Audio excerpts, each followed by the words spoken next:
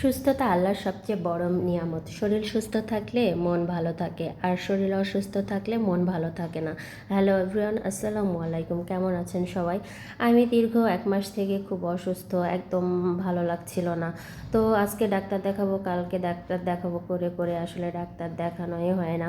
আসলে এটা আসলে অলসতা না, সব কিছুর জন্য একটা সময় পরিস্থিতি বা গার্ডিয়ান দরকার, যে গার্ডিয়ানটা আসলে আমার নেই। আমাকে একা একাই সব কিছু করতে হয়, এই জন্য আসলে সব কিছু করা সম্ভব হয় না। আর সবচেয়ে বেশি ভয় লাগে সামান্য অসুস্থতায় হাসপাতালে গেলে টেস্ট দেয়, এই টেস্ট সেই টেস্ট। কিন্তু আগে কি হইতো, আগে অসুস্থ হলে কিছু ওষুধ দিত, সেখানে ওষুধে যদি ভালো না হয় তারপরে টেস্ট দিত। আর এখন ডাক্তারের কাছে যাওয়া মানে টেস্ট দেয়া, আর টেস্ট ছাড়া তারা কোনো ওষুধই লিখে না। টেস্ট করার পরে তারপরে ওষুধ লিখবে। আসলে সব কিছুতেই টাকা আর টাকা, টাকার জন্য সব কিছু টাকা, টাকা দিয়ে যেহেতু তাদের সব কিছু কন্ট্যাক্ট করা থাকে, তারাও একটা কমিশন পাবে এখান থেকে টেস্ট করালে, যার কারণে প্রতিটা ডাক্তারই টেস্ট দেয়। তো এখানে আমিও আমার কিন্তু একদিনে সব টেস্ট করা সম্ভব হয়নি, টেস্টই ছিল। তো আল্ট্রাসাউন্ডের জন্য আমাকে প্রচুর পরিমাণে পানি খাইতে হবে, পানি না খাইলে হবে না। তো এখানে আমি পানি কিনে খাচ্ছিলাম। আর শুধু পানি না, হাঁটাহাঁটিও করা লাগবে, হাঁটাহাঁটি না করলে নাকি হবে না। যেই টেস্টের ভয়ে আমি ডাক্তারের কাছে যেতে চাচ্ছিলাম না, আর সেটাই করতে হলো।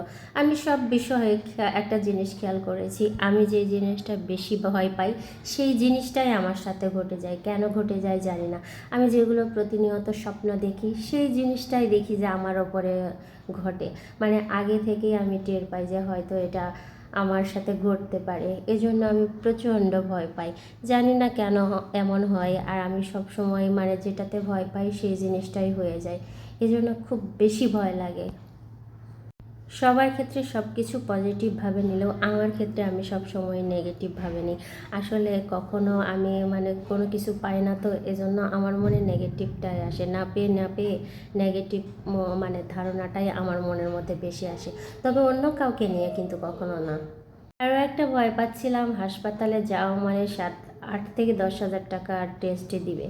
যেই কথা সেই কাজ, এত টাকা টেস্ট দেয় রে ভাই, এত টাকা কই থেকে পাবো? বেকার মানুষ, টাকাও তো পাইতে হবে। তো যাই হোক, হাসপাতাল থেকে আসতে আসতে অনেক রাত্রি হয়ে গেছে। এখন রান্না করতে হবে, তো এসেই রান্না শুরু করে দিয়েছি। রান্না না করলেও খাইতে দেওয়ার লোক নাই, এজন্য রান্না করেই খাইতে হবে। আমি তো আর এত ভাগ্য নিয়ে আসিনি যে আমাকে কেউ রান্না করে খাওয়াবে। আর সবচেয়ে বড় কথা হলো, মেয়েদের তো রান্না করে খেতেই হয়। মেয়েরা যত কিছুই করুক, রান্না তাদের মাস্ট করতেই হবে। মেয়ে মানুষ চাকরি করলেও তাদেরকে ঘর সংসার সব কিছুই, বাচ্চা কাচ্চা সব কিছুই সামলাতে হয়। তো আমরাও কিন্তু এর ব্যতিক্রম না। তো এখানে আমি মাংস রান্না করলাম, আর এখানে টাকি মাছ ভর্তা করছি। টাকি মাছ ভর্তা আমার ভীষণ পছন্দ, আর পছন্দের জিনিস খাইতে হলে একটু কষ্ট করতেই হয়। আর পছন্দের জিনিস তো আর অন্য কেউ খাইয়ে দিবে না, নিজেকে তৈরি করেই খেতে হবে। আজ এই পর্যন্তই, সবাই ভালো থাকবেন, সুস্থ থাকবেন।